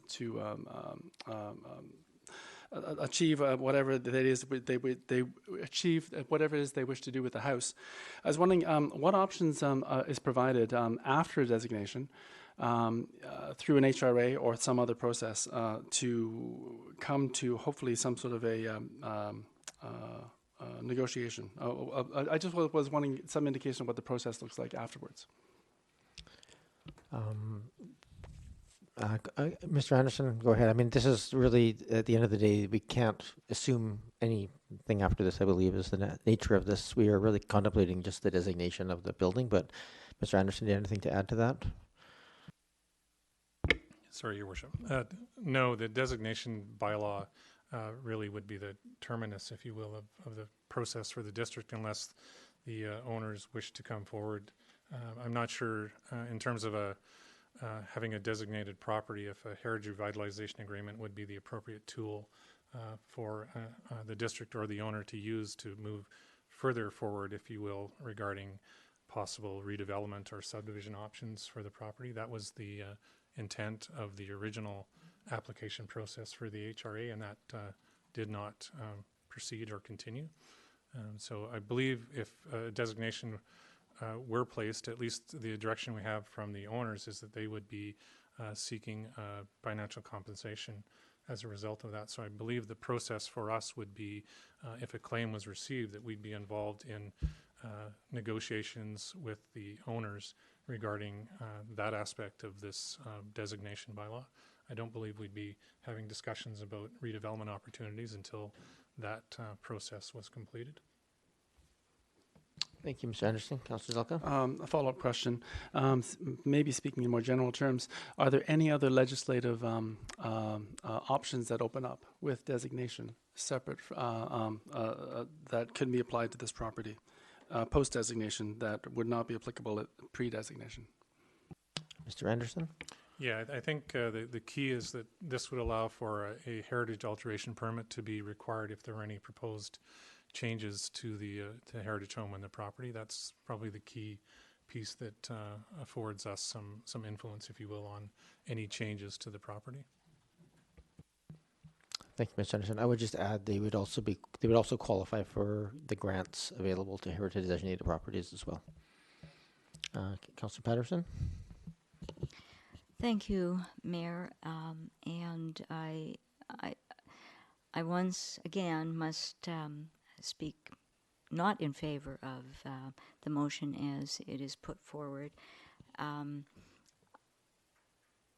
You know, I have probably, I'm the only member of council sitting at the table that had the benefit of actually sitting in the Heritage Commission meeting when this came back in July 2019 for consideration. And I feel very confident that certainly the consideration as a heritage revitalization was well developed as presented. I also am confident that the district staff, to the best of their ability in understanding the desire of the community to protect heritage and to increase housing options, worked to, in fact, try to achieve a result that would produce that for the community. And but I did recognize at that time that the home in question, and as confirmed by district staff, and I think Mr. Anderson can confirm again, that on that street, this is the only dwelling in that block that would be, in fact, considered for registration and designation as a heritage property. Is that correct, Mr. Anderson? Mr. Anderson? Yeah, my understanding would be the only home that we have as a candidate. I believe there's another accessory building that may be a candidate from our heritage inventory, but other than that, this is the home. And also at the meeting, I do take note that the even with the recommended changes to the building that were proposed at that meeting, that the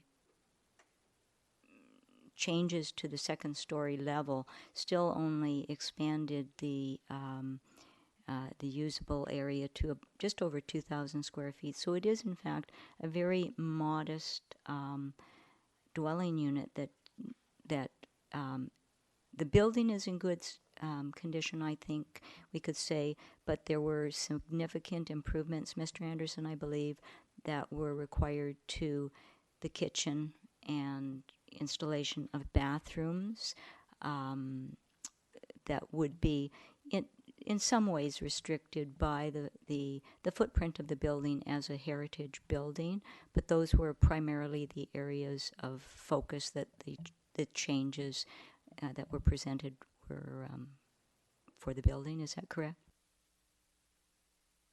Mr. Anderson? Through your worship, yes, it was basically around the interior renovations that the conservation plan spoke to as part of that previous HRA process. Okay, thank you. Also, if I can just continue, Mayor, in order to a renovation for a heritage property is a little different than just a renovation on a typical home, because it does require a certain expertise, I believe. And so in the district here, for instance, on Todd House, it's recommended that for some of the restoration and conservation that would take place on that building, that the work would be contracted to a builder who had expertise in working with heritage buildings. Is that correct? To Mr. Anderson, yes, I'll just point out that's a unique building and that it's the oldest occupied building in Western Canada. But yes, Mr. Anderson. I would also agree that there's a special skill set that a contractor would bring to working on a building of that nature. And so to follow up on that, I do respect that Todd House is, of course, perhaps more significant, although there may be members of the Heritage Commission, they feel that all the buildings are significant, but it is more significant. But nevertheless, we're delayed in that process just because it is difficult right now to obtain contractors with that expertise. Is that, I think perhaps staff can also confirm that? I'm not sure we want to talk to specifics about the contracting of people on our property, but Mr. Anderson, I'll leave it to you. I'd rather reserve comment on that, Your Worship. Thank you. Thank you. So, I think that there are, what was quite evident is that there were challenges to the property that, while I'm not saying that perhaps we couldn't achieve it, I don't think that that the goals that would be desired by the applicant and by the community were close enough where a meeting of the minds could be achieved, and that we would have a successful completion of this project. At the time it came to the Heritage Committee, we did not have any knowledge at that time of the some of the barriers or concerns around infrastructure. That we had one speaker tonight point that out, that the infrastructure in that area is not necessarily well developed. It's older, and so there are challenges to that too. So I don't see that we have a way to move this forward to a successful conclusion that will satisfy both what some members of the community want and what the applicant want. I note that there has been no one come forward from the street, the immediate area, to speak about the protection of this property. When we talk about the streetscapes, most of the other properties are the same vintage, but there's been no other neighbors that have come forward to speak in favor of this. So I don't see us bringing this to a successful conclusion. So I will still not support it going forward, but instead that we don't raise the expectations further of the community and allow the demolition permit to proceed. Thank you, Councillor Patterson. I just want to correct for the record that there was one neighbor who came out at an earlier meeting to speak, and that's the only. Thank you for that. that. Thank you. Any other speakers? Councillor Green and then Councillor Appleton. Yes, thank you, Mayor. And I just want to acknowledge the help that Mr. Anderson provided to me today when I sent him 4 questions about the property, and his answers were very helpful. And these were questions that came from the community. And just on a point that while it may be that only one neighbor came out on this particular house on that street, we've had a lot of feedback from other members of the community and some heritage specialists as well. So I just want to make that point that heritage may not just be valued by the people that live near it, but by the community as a whole. Yeah, thank you. Thank you. And to that point, actually, maybe we do have a public hearing process that would also advertise and bring that forward. But I think just for our clarification, if this is really our chance at this table, do we see it has enough merit to move forward to that process or not? And that's the decision we have to make tonight. Councillor Appleton. Thank you, Your Worship. Speaking not in favor of the motion, and I have a couple of points here, if you'll indulge me, please. With respect to this particular consideration, I have a number of concerns about process, and council has heard me raise them before. But I will ask of council, I guess, as a group, the same questions that I'm asking myself, which is, on what basis do we advocate for the forced protection of this building as compared to other buildings of similar vintage and significance?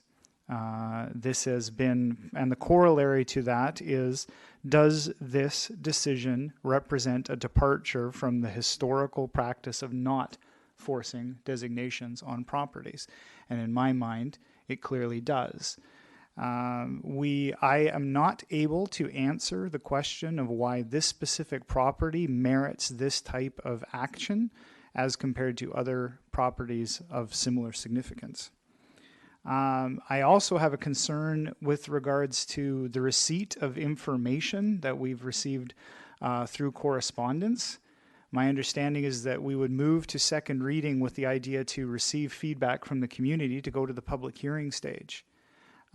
We have received information through correspondence that is detailed in nature, essentially forms expert material with respect to heritage conservation, and I value that. I very much appreciate that we have people in the community that can provide those materials. It is not clear to me to the extent to which those materials should be considered by council on the basis of this decision. I would prefer to receive those materials as part, after second reading, as part of a public consultation process and to receive information from the public. That process of receiving that type of technical information, which essentially forms, to my mind, an extension of things like the statement of significance, I find that problematic because it's not clear to me how much that should be considered. Further to my first point, I would find it difficult to respond to a member of the community if the district is, through this process, put into a position to compensate the landowner for loss of value. And I appreciate that there have been comments made to the effect that it will not result in a loss of value, and that remains to be seen, or that would remain to be seen. I would not be able to answer clearly to a member of the community that asked why this specific property incurred a cost to the district as compared to other properties of similar type. That is just a reality. I would not be able to answer that question. And if I had a process and a policy and a methodology that was used to judge these properties, then I would be able to answer that question better. And just finally, I will speak to the issue of process, as council has just reviewed a heritage alteration permit to do with the Prospect Heritage Conservation Area. The will of council and the discussion around the council table was that should go to the Heritage Commission for review based on process. That process should be followed, and that the historical and setting a precedent with respect to process was important in that particular case. The historical process and the historical precedent has been to not enforce designations on properties. in the district of Oak Bay. So I'm, with respect to heritage as a larger concept, I have a problem with adhering very strictly to a process in the case of the heritage alteration permit, which we've just reviewed, but I'm not adhering to a defined process that I've been made aware of with respect to considering a potential forest designation and setting a completely different precedent for this district. So I have a problem with that, and I want to be clear that the value of the building and the heritage value is clear. I want to be clear that I recognize the value of the building, and I would certainly be more than happy to see the original heritage alteration permit be explored. I'm not sure the extent to which that's going to be the future, but I can't support the motion as it stands. Thank you, Councillor Appleton. We have Councillor Braithwaite. We've all given you time now to gather your thoughts. Maybe I should have gone first. Boy, this is truly a tough one, and I truly appreciate my council colleagues' comments. I'm struggling with this. I have to be honest. I hear what everybody is saying, the viewpoints that you're putting forward, and I think what I have to do is I have to sit back and I have to consider what this property means to Oak Bay.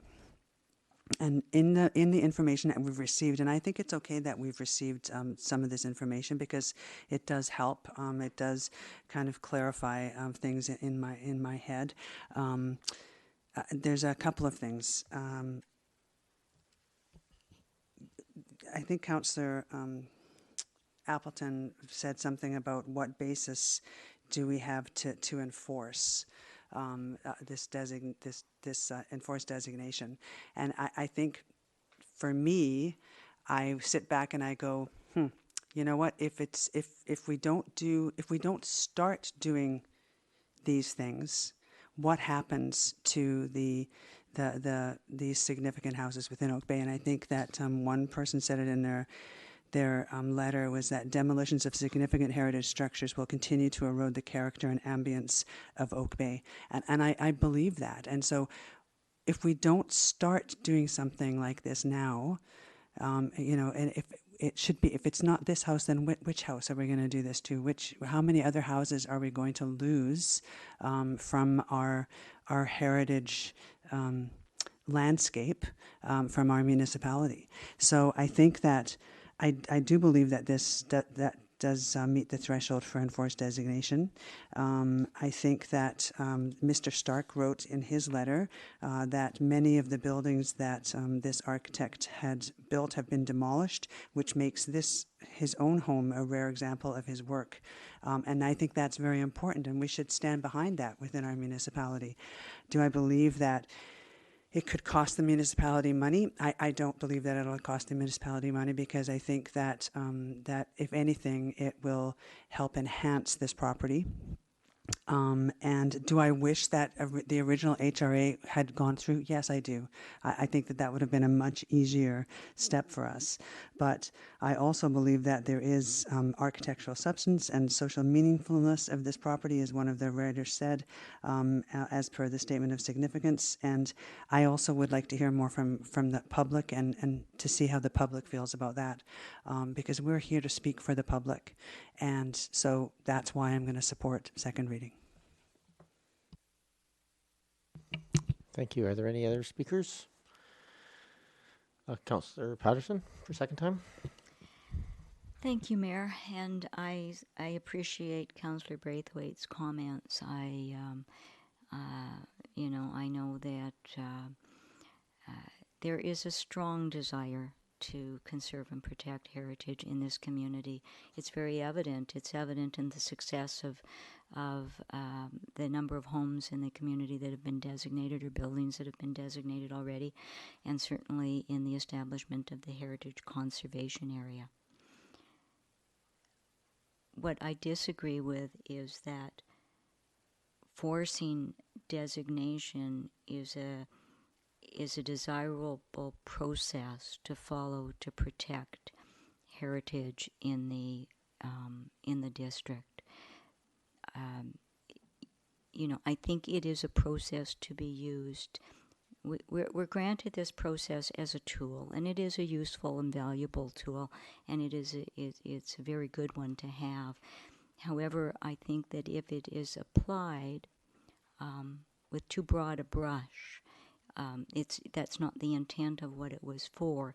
It was really intended to protect buildings of exceptional heritage value to the community, and it may be difficult to determine between buildings which are exceptional and which are not as exceptional. The designations don't, in fact, place any requirement on the owners to, in fact, protect and conserve. They can just, in many cases, buildings are they're left to become derelict, and they can become problematic. So I don't know that forced designation is a desirable process and will achieve the goal of ultimately protecting all of the older homes in the community. We are fortunate in Oak Bay to have many homeowners who treasure their heritage homes, who maintain them well, and those properties certainly will be of equal or perhaps even more value than other homes. But there are those properties that may be recognized as heritage, but are not kept up to the same standards, in the costs of revitalizing them to suit a more modern purpose. It can be challenging. So I think that using the tool of a forced designation is one that we should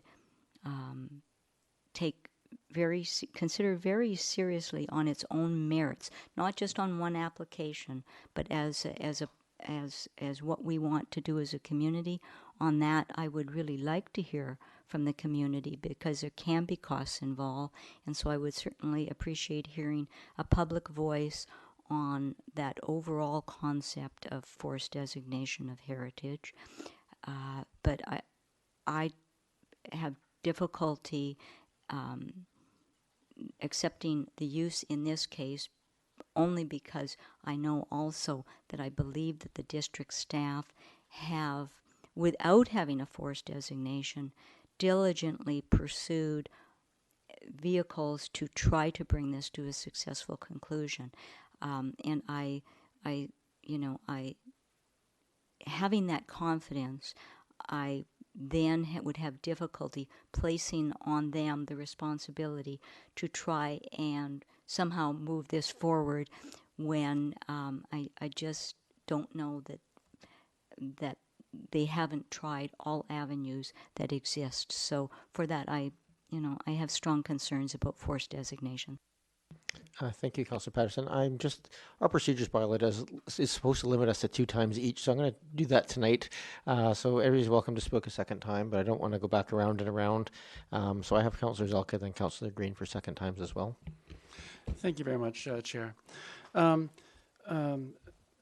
With respect to the Local Government Act, Section 610, Heritage Revitalization Agreements, appears to give the district wide latitude with respect to what can be adjusted. In particular, Section 610 makes reference to that the district can vary or supplement provisions, for example, with respect to subdivision and development requirements, related matters, with respect to development cost recovery, and other such terms and conditions that may be agreed on by the local government and the owner.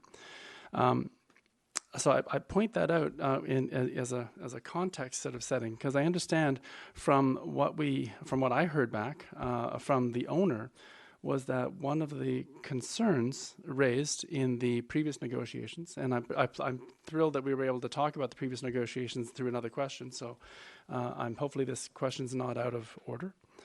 But it sounded to me from what what I had heard through the from the owner was that the cost of infrastructure that was being not varied with respect to the Heritage Revitalization Agreement was one of the concerns.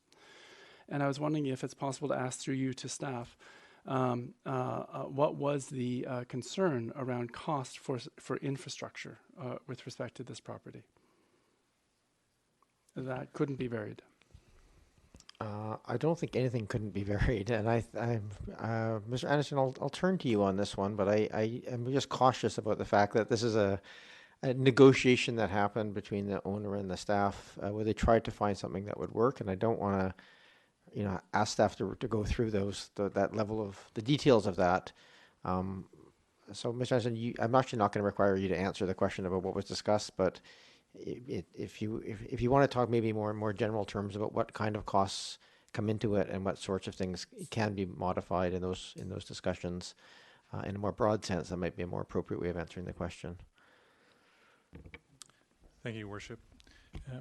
What I can say right off the top is that staff were certainly well aware that there are abilities within an HRA process to consider variances to servicing provisions or to modifications to those. And so we worked, as Councillor Patterson noted, quite hard to look at the servicing requirements that our municipal standards provide us when we're looking at a subdivision process that's part of an HRA process. And with that, we were able to find a method of saving a significant amount of costs on servicing with respect to a water main and being able to vary how we would have that water main provided and reducing the overall servicing costs by about a quarter of the servicing costs, which is not insignificant when you're having a discussion on a redevelopment of a property that's going to allow for the ability to build on a lot that currently is not buildable. So if I may, well aware of the opportunities for the district to look at servicing costs.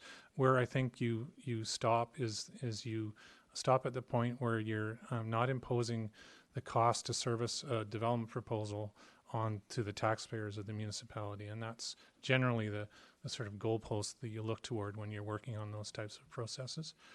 So again, if I may, I believe that process, while the costs were not acceptable from the applicant's perspective, the negotiations that were occurring did get us to a point where there was a significant savings in terms of servicing costs for the project. That's sufficient, Councillor Zelka. Thank you very much. I appreciate continuing the question.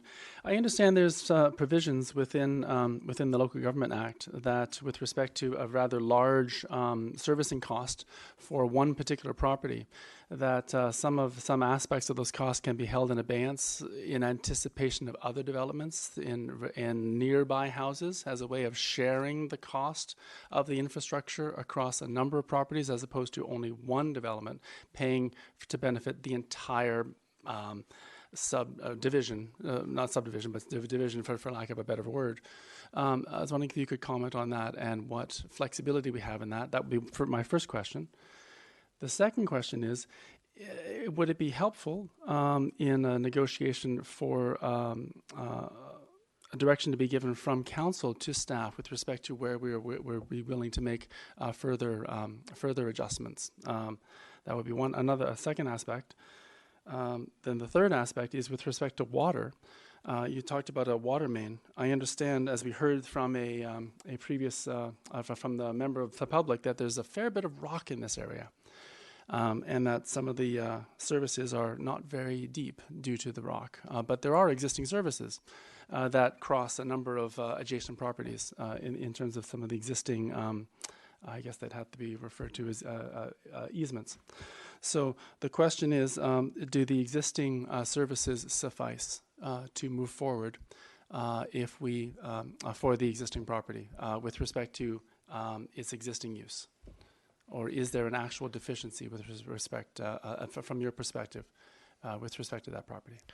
So, Councillor Zelka, just on the first two questions you have there, they're both related to a heritage revitalization process that is no longer, the applicant has retracted it, is no longer active. So it's not directly germane to the discussion we're having in front of us, which is the forest designation. if you really want to have some generalized answers to those, I don't mind, but I just want to keep the topic on the topic here, which is, do we have enough decision here to move this forward to designation? Designation here has really no relevance to the heritage revitalization process, because that is a dead process unless the applicant decides to re-engage it. So I just want to make sure that this is important for you to understand for the decision making of the designation in front of us. Because if there's more general questions, we might take those offline, if that makes sense.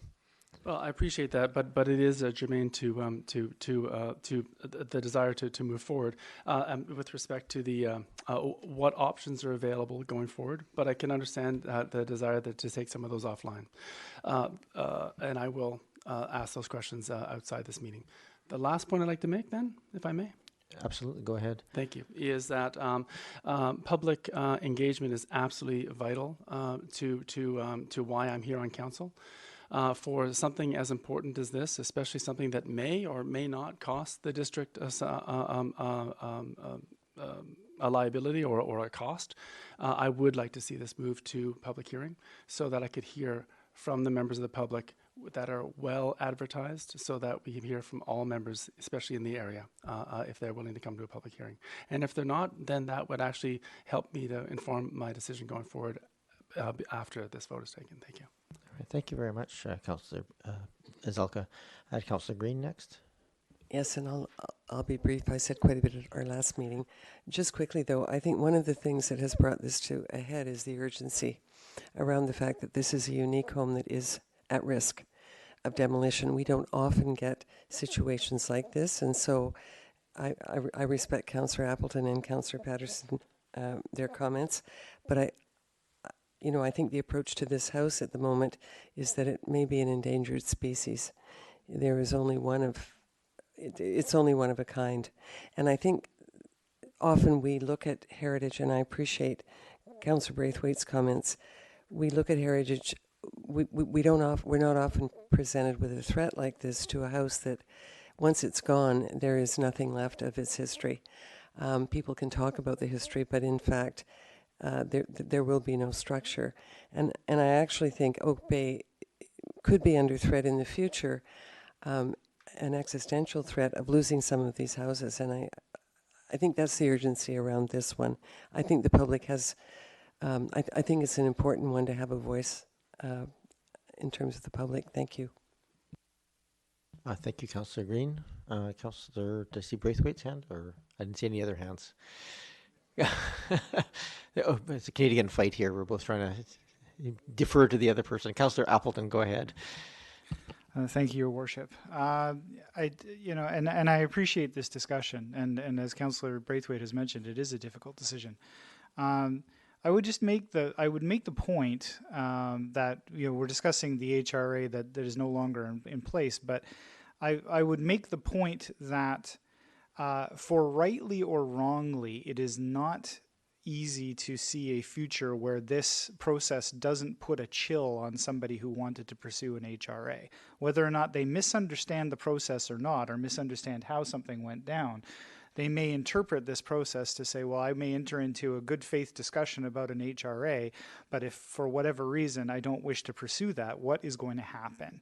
And unfortunately, there's no way to reflect on this process and have somebody not potentially arrive at that conclusion. I'm not saying that's correct, and I'm not saying that to imply that staff didn't do everything that they could to try and make the HRA happen in this case.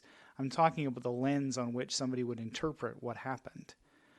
And further to Councillor Braithwaite's remarks, and I appreciate that very much, just in terms of, does something have significance to the community enough to proceed forward? It's a decision that we all individually make. My struggle has been, with respect to heritage, is that our decision making, in my mind, is not made on a structured description of properties where it's easily identifiable that this is, I'm extremely oversimplifying here because I'm not a heritage expert, but we do not have a tier 1, tier 2, tier 3 type of arrangement of houses or of buildings in this community, which I'm sure that given the expertise that is in the community, that sort of thing could be developed.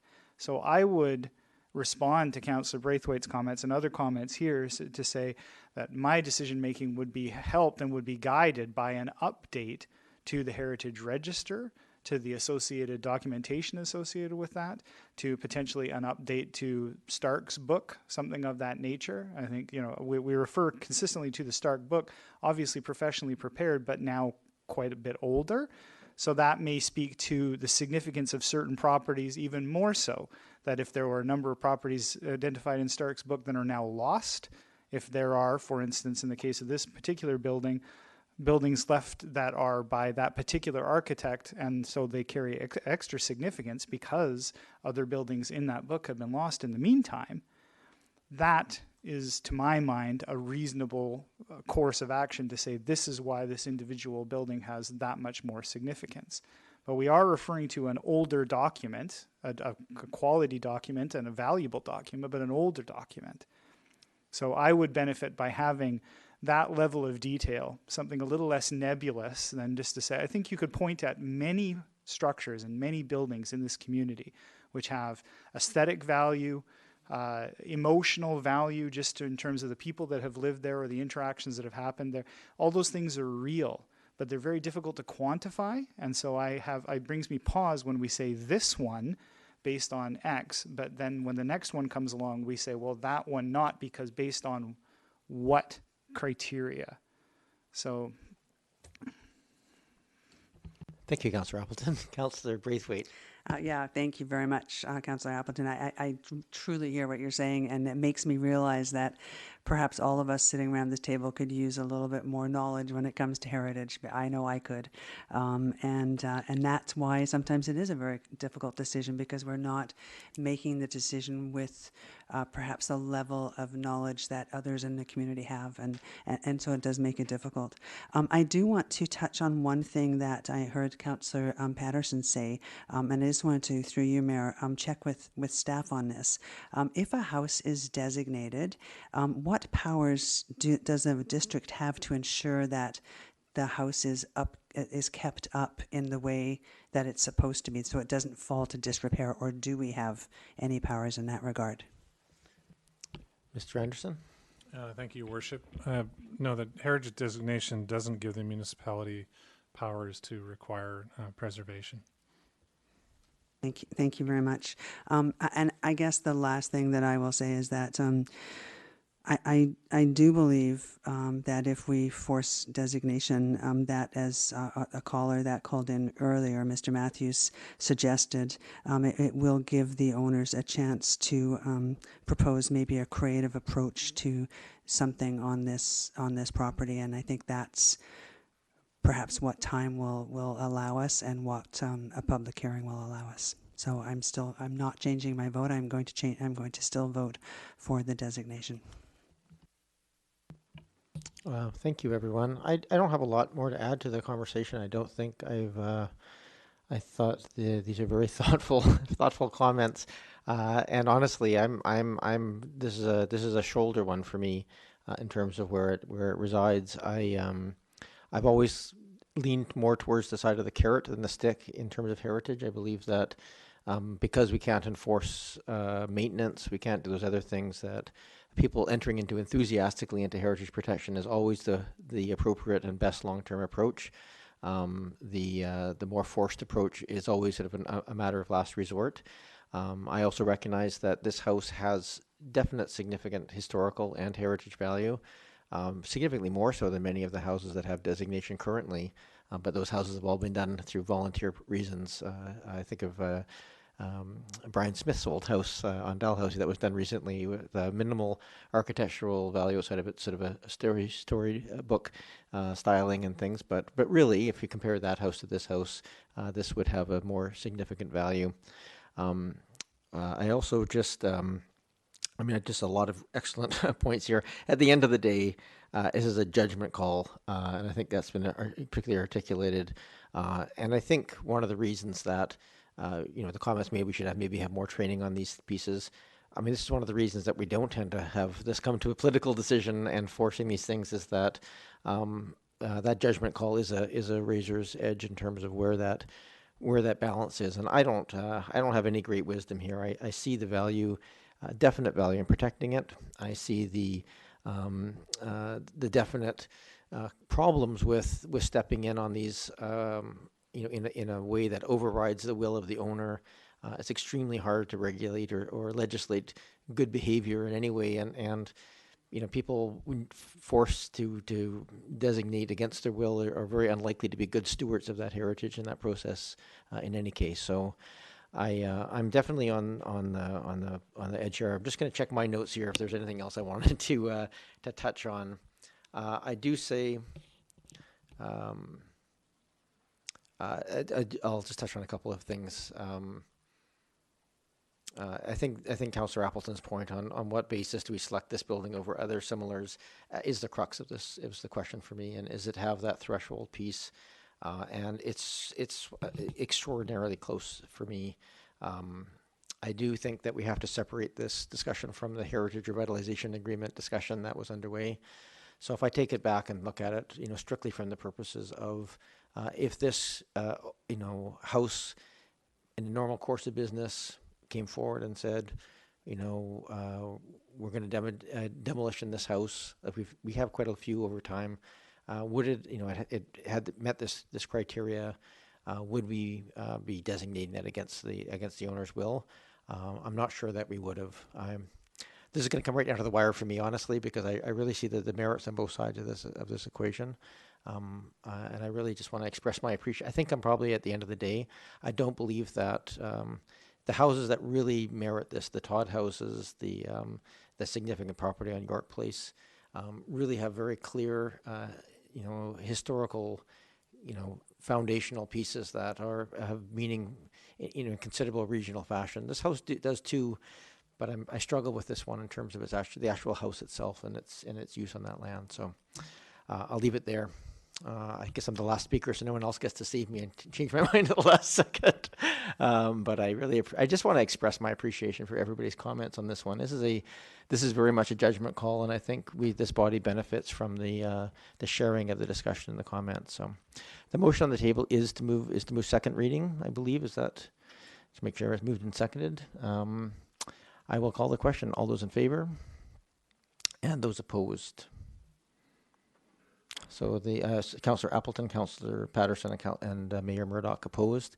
So the motion will fail on the tied vote, and that will be the last item on our agenda tonight.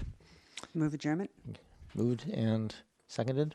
Thank you. All those in favor? Opposed? None opposed. Thank you very much, everyone.